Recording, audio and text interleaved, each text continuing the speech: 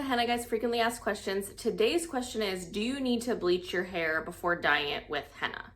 No, you don't. We actually don't recommend bleaching your hair at all, regardless of what dyes you're using or what the texture of your hair is, the health of your hair. We don't recommend bleaching. So with that being said, we don't recommend bleaching your hair before or after dyeing it with henna. Henna will work on every hair color. It just depends on how bright and vibrant the color is going to be. A natural lighter hair color will show up more vibrantly, a red, a brown, whatever you're using.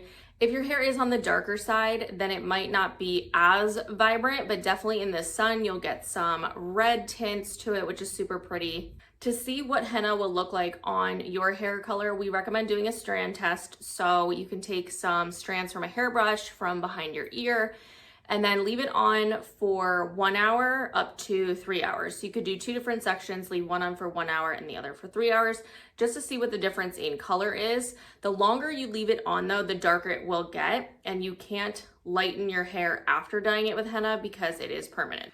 But regardless, we do not recommend bleaching your hair. That's it for this frequently asked question. Stay tuned for more from the Henna Guys.